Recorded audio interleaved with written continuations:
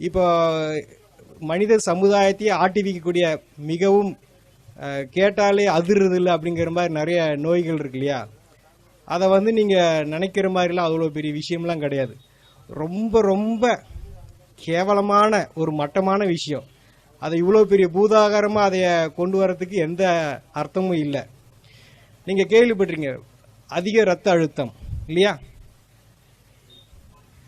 இப்போ இந்த அதிக ரத்த அழுத்தத்துக்கு பார்த்தீங்கன்னா ப்ரெஷருக்கு பல வருஷமா மாத்திரை சாப்பிட்ருப்பாங்க. அப்போ இந்த ரத்த அழுத்தத்தை குணப்படுத்துவதற்கு ஏதாவது ஒரு முறை இருக்கா அப்படின்னா அது ஒரு மிகப்பெரிய ப்ராசஸ்.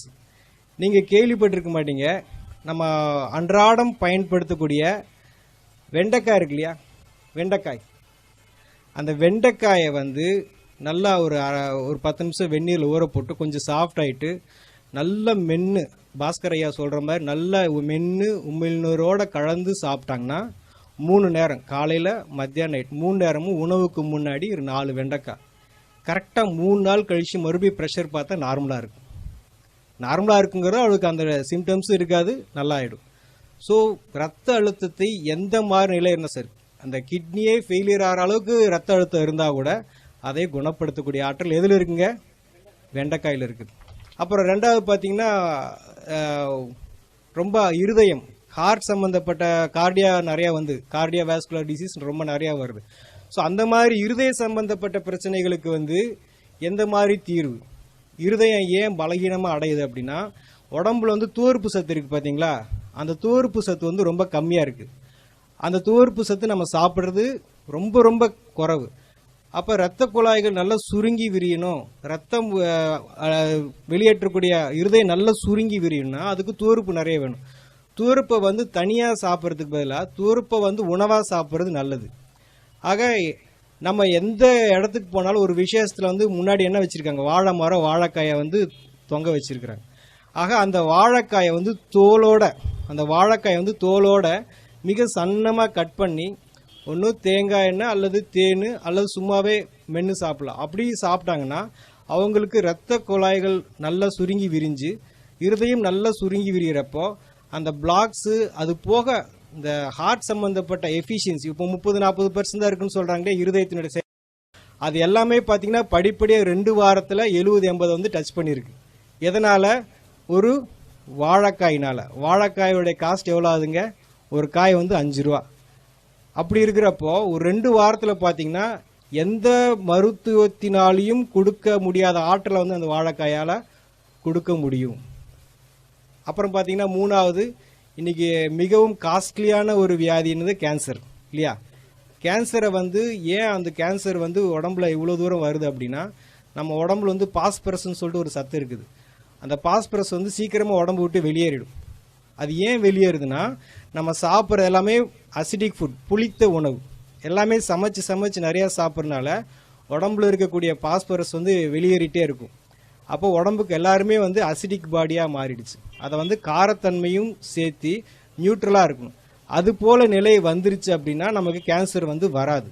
அப்போ உடம்பை வந்து 2-3 நாளில் வந்து அந்த புளிப்புத்தன்மையிலிருந்து விடுவிச்சு நார்மலுக்கு கொண்டு வரணும்னா அதுக்கு கடவுள் படைச்சிருக்க காய்க்கு பேர் வந்து பூசணிக்காய். இந்த வெள்ளை பூசணிக்காயை அந்த தோலோட, அந்த மேல் தோல் இருக்கு இல்லைங்களா, அந்த தோலோட நல்லா மிக்சியில் போட்டு அரைச்சி அதை வடிகட்டி ஜூஸ் குடிக்க என்ன ஆகும்னா கொஞ்சம் கொஞ்சமாக அந்த கேன்சர் அல்சருங்கிறது என்ன ஆகுங்க, புண்ணு ஆற ஆரம்பிச்சிடும். அவங்க கேன்சர் வந்து வெளியில் வந்துடுவாங்க. வெளியில் வந்துக்கிட்டு இருக்கிறாங்க, வெளியில் நிறைய பேர் வந்திருக்காங்க. எதனாலிங்க? ஒரு வெள்ளை பூசணிக்காய். வெள்ளை பூசணிக்காய் எவ்வளோ இருக்குங்க? அதிகபட்சம் 10 ரூபாய்க்கு இருக்கும்.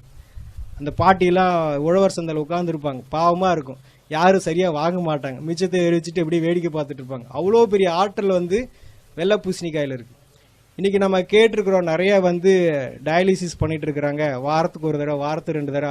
அதுக்கு கொடுக்கக்கூடிய அமௌண்ட்டு, உடல் உழைப்பு இதெல்லாம் இருக்குது பார்த்தீங்களா?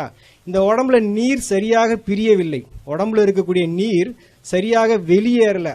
அந்த ஒரு சூழ்நிலை, அது நெஞ்சில் இருக்கலாம், தலையில் இருக்கலாம், வயிற்றில் இருக்கலாம், காலில் இருக்கலாம், அத்தனை இடத்துல வந்து நீர் கோர்த்துருக்கும். அந்த நீரை வெளியேற்றுவதற்கு உலகத்தில் கடவுள் படைச்சிருக்கிற காய் வந்து கத்திரிக்காய். கத்திரிக்காய் வந்து உடம்பில் இருக்கக்கூடிய எந்த மாதிரி ஒரு நீராக இருந்தாலும் வெளியேற்றிடும். அந்த அதை எப்படி பண்ணலான்னா ஒரு 2 கத்திரிக்காயை 2 தக்காளியை வந்து ஒரு அரை மணி நேரம் வெந்நீரில் ஊற வச்சுட்டு நல்லா மிக்சியில் அடித்து வடித்து ஜூஸை குடிக்க என்ன ஆகுனா சிறுநீர் பிரிய ஆரம்பிச்சிடும். ஸோ அவங்களுக்கு யூரிக் ஆசிடோ கிரியேட்டினோ எதுவாக இருந்தாலும் கொஞ்சம் கொஞ்சமாக வந்து ரிவர்ஸ் ஆகும். இந்த கத்திரிக்காயை நம்ம ரெகுலராகவே வாழ்க்கையில் பயன்படுத்திகிட்டே இருந்தேன்னா நமக்கு வந்து இந்த கிட்னி ஃபெயிலியருங்கிற நிலை வந்து நமக்கு வராது. அவ்வளோ சிறப்பான காய் வந்து கத்திரிக்காய்.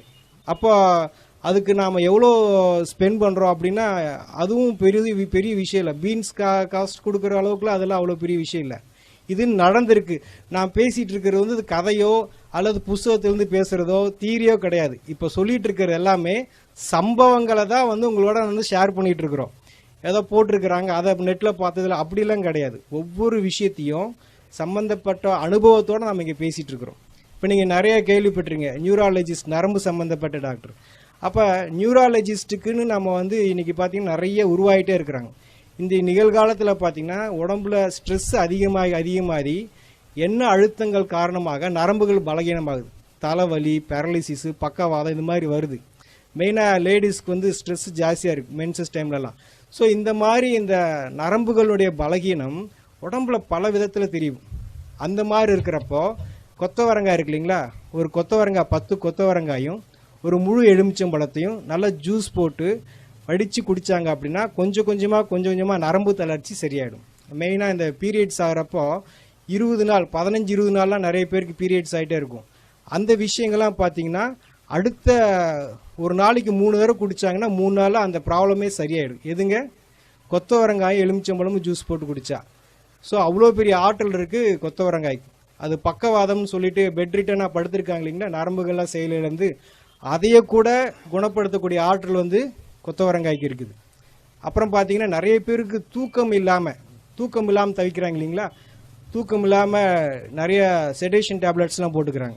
அதுபோல் எந்த மாதிரி நிலையில் இருந்தால் கூட இந்த புடலங்காய் இருக்கு இல்லையா, புடலங்காயை வந்து விதையோட நல்லா மிக்சியில் போட்டு ஜூஸ் அடித்து அதை வடித்து கொடுக்கலாம், இல்லை அப்படியே குடிக்கலாம். அந்த மாதிரி இரவு சமயத்தில் குடிக்க என்ன ஆகுனா ஆட்டோமேட்டிக்காக மன அமைதியாகிடும்.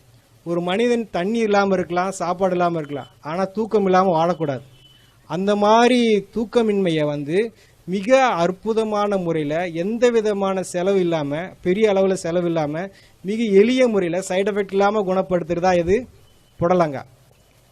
அடுத்து பார்த்திங்கன்னா நம்ம குடல் இந்த தசைகள்லாம் பார்த்தா ரொம்ப பலகீனமாயிருது. ஸோ அந்த பலகீனம் காரணமாக பார்த்தா கர்ப்பப்பை இறங்கிருச்சு, குடல் இறங்கிருச்சு, கேள்விப்பட்டிருக்கீங்களா? இதெல்லாம் நம்ம கேள்விப்பட்டிருக்கிறோம்.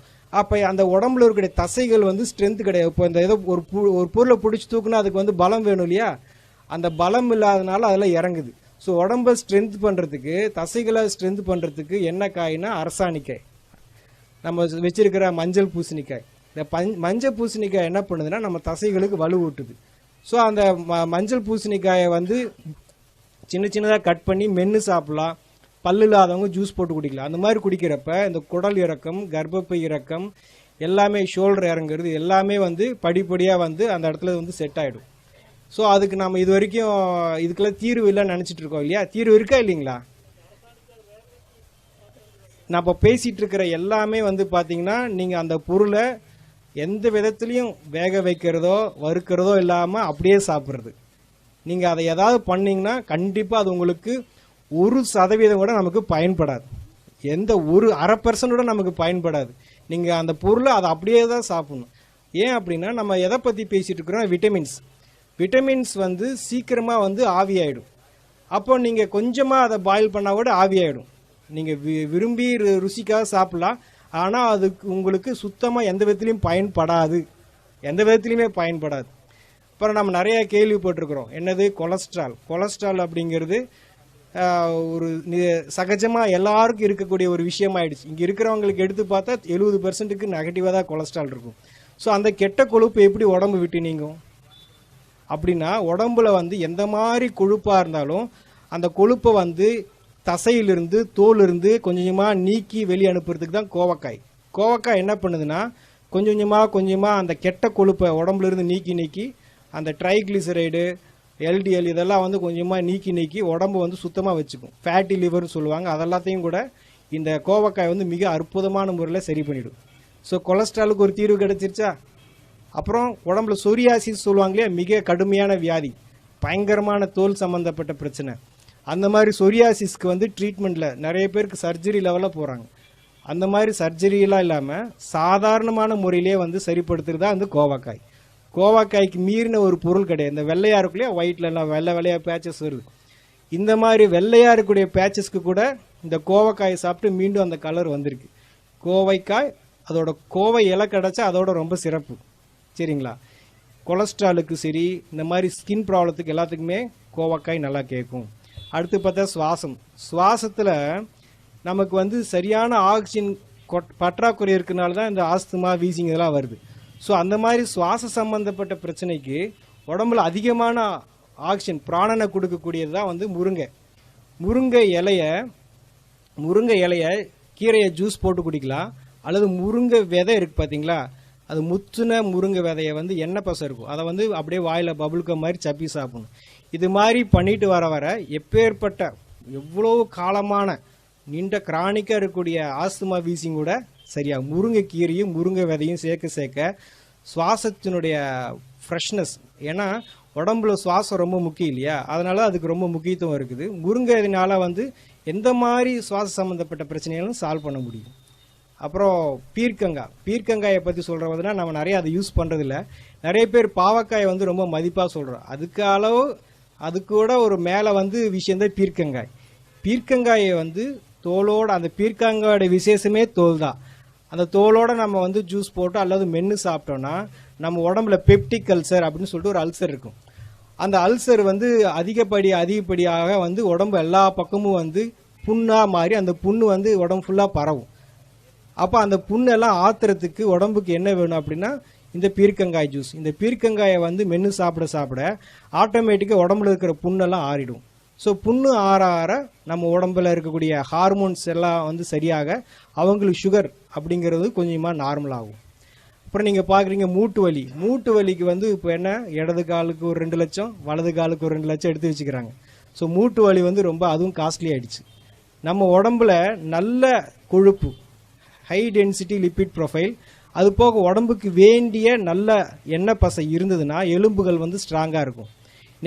இன்னைக்கு வந்து பார்க்குறாங்க, இப்படி நடந்து போகிறாங்க, சும்மா கீழே படிக்கட்டு விட்டு இறங்குறாங்க, கால் ஃப்ராக்சர் ஆகிடுது. சும்மா ஏறுறாங்க, கீழே விழுந்தாங்க, வண்டி விட்டு சும்மா வண்டி மேலே தான் விழுந்திருக்கு, ஆட்டோமேட்டிக்காக ஏதாவது ஃப்ராக்சர் ஆகிடுது. ஃபுட்பால்லாம் பார்த்தீங்கன்னா அவங்க அப்படி ஓடி போய் திரும்பி குட்டிக்கரணை அடித்து விழுகிறாங்க, அவங்களுக்குலாம் ஒன்றும் ஆகிறதில்ல. நம்ம சும்மா விழுந்தாலே ஏன் ஃப்ராக்சர் ஆகுது? ஸோ அப்போ எலும்புகள் வந்து ரொம்ப பலகீனமாக இருக்குது. இந்த எலும்பை வந்து நல்லா உறுதியாக ஸ்ட்ராங்காக வச்சுக்கிறதுக்கு வந்து தேங்காயில் வந்து முத்துன தேங்காய் இருக்கு இல்லையா, கொப்பரை தேங்காயில் எண்ணெய் பசை இருக்கும், பச்சை தேங்காயில் எண்ணெய் பசை இருக்காது, கம்மியாக இருக்கும். அந்த கொப்பரை தேங்காயை நல்லா வாயில் போட்டு மென்று சாப்பிட்டாங்கன்னா இந்த ஏர் கிராக்கு, ஃப்ராக்சரு, எலும்பு சரியாக கூடலை, அந்த மாதிரி எந்த விஷயமா இருந்தாலும் சீக்கிரமாக கூடிடும். அவங்களுக்கு சர்ஜரி என்பது தேவையில்லை. அப்புறம் பார்த்தீங்கன்னா ரீசெண்டாக பார்த்தீங்கன்னா நிறைய பேருக்கு வந்து இப்போ இருக்கக்கூடிய இளைய தலைமுறை லேடிஸ்க்கு பார்த்தீங்கன்னா தைராய்டு, அது ரொம்ப ஃபேமஸ் ஆகிடுச்சு. யாரை கேட்டாலும் எனக்கு தைராய்டுன்றாங்க. ஆக உடம்புல வந்து ஒரு சுரப்பி ஹார்மோன் வந்து இம்பேலன்ஸ் ஆகுது. அந்த ஹார்மோன் இம்பேலன்ஸுக்கு என்ன காரணம் அப்படின்னா கால்சியம் வந்து சரியான விதத்தில் செயல்பாடு இல்லை, எல்லாம் அதிகப்படியாக வேலை செய்யுது, இல்லைன்னா குறைய வேலை செய்யுது. இந்த கால்சியத்தை சீரமைக்கக்கூடிய பணியை செய்கிறத யார் அப்படின்னா எலுமிச்சம்பழம். நம்ம நினச்சிட்டு இருக்கோம் எலுமிச்சம்பழம் ஜூஸ் நல்லது அப்படின்னு, கிடையாது. நீங்கள் குடிக்கக்கூடிய அந்த எலுமிச்சம்பழம் ஜூஸ் வந்து சுத்தமாக யாருக்குமே பயன்படாது. எலுமிச்சம்பழம் தோல் இருக்குது பார்த்தீங்களா, அதில் தான் ஊட்டச்சத்து இருக்குது. எலுமிச்சம்பழத்தை தோலோட மிக்சியில் ஜூஸ் போட்டு அடித்து குடிக்கலாம், அல்லது தோலை மட்டும் கொஞ்சமாக வாயில் மென்று சாப்பிட ஹார்மோன் இம்பேலன்ஸ் வந்து சரியாகும். நான் சொல்லியிருந்த எந்த விஷயமும் வந்து நிகழ்காலத்தை நீங்கள் யார் செஞ்சாலும் 100க்கு 100% அது வேலை செய்யும். அது எந்த விதத்திலையும் யாரையும் ஏமாத்தாது. ஆகலாம், பார்க்கலாம், செய்யலாம், நடக்கலாம், அப்படிலாம் எதுவுமே கிடையாது. நீங்கள் செஞ்சு பார்க்கணும். ஆக நாங்கள் என்ன சொல்கிறோன்னா, குணப்படுத்துறதுக்கு நாங்கள் தயார், நீங்கள் குணமாகறதுக்கு நீங்கள் தயாரான்னு கேட்குறோம். ஆக இதெல்லாம் எப்படிங்க பச்சையாக சாப்பிட்றது, எப்படிங்க இவ்வளோ நாளாக சாப்பிட்டு இது பண்ணுறது அப்படின்னா, இப்போ நான் சொல்லிட்டு இருக்கிறீங்களா வெண்டைக்காய், ஒரு 4 வெண்டைக்காயை நீங்கள் சாப்பிட்டுட்டு அப்புறம் எப்பயும் போல் நீங்கள் சமைச்ச உணவு சாப்பிட்டுக்கோங்க. ஃபஸ்ட்டு 4 வந்து நீங்கள் என்ன உங்கள் உடம்புக்கு என்ன தேவையோ அதை கொடுத்துட்டதுக்கு அப்புறமா உங்களுடைய உணவை செஞ்சிட்டிங்கன்னா உங்கள் உடம்புக்கு என்ன தேவையோ கொடுக்கப்பட்டாச்சு. அதுக்கப்புறமா நீங்கள் வீட்டில் என்ன பழக்கத்தில் பண்ணியிருந்தீங்களோ திருப்பி நீங்கள் எந்த நோயோட பாதிக்கப்பட்டீங்களோ அது திருப்பி டெஸ்ட் பண்ணி பார்த்தா முற்றிலுமாக சரியாக இருக்கும். எல்லா காயை பற்றி சொன்னாலும் ஒரு முக்கியமாக இந்த கொத்தவரங்காயை பற்றி நான் சொல்ல விரும்புகிறேன். என்ன அப்படின்னா, போன வருடம் இந்தியாவிலிருந்து அதிகமாக ஏற்றுமதியான விவசாய பொருள் எதுனா கொத்தவரங்காய். எதுக்கு கை தட்டுறீங்க? எதுக்குன்னே தெரியாது, எதுக்கு கை தட்டுறீங்க? கொத்தவரங்காய் எதுக்கு வாங்கிட்டு போகிறாங்கன்னு தெரியுமா? நம்ம வாங்கலைன்னு தலை தான் குனியணும். ஏன் வாங்குறாங்கன்னு தெரியுமா? அந்த கொத்தவரங்காயில் கிளஸ்டர் பீன் ஆயில் ஒரு எண்ணெய் பசை இருக்குது. கொத்தவரங்காய்க்குள்ளே ஒரு எண்ணெய் பசை இருக்குது. அந்த எண்ணெய் பசை ராக்கெட் லான்ச்சுக்கு யூஸ் பண்ணுறதா அவங்க சொல்கிறாங்க. நான் ராக்கெட் லான்ச் யூஸ் பண்ணுறோம், ஆள் குழாய் குளறுகளுக்கு இந்த எண்ணெய் பசை ரொம்ப முக்கியம் அப்படின்னு சொல்லி சொல்கிறாங்க. ஆனால் ஒரிஜினலாக அது நரம்பு சம்மந்தப்பட்ட எல்லா பிரச்சனையும் சால்வ் பண்ணும்.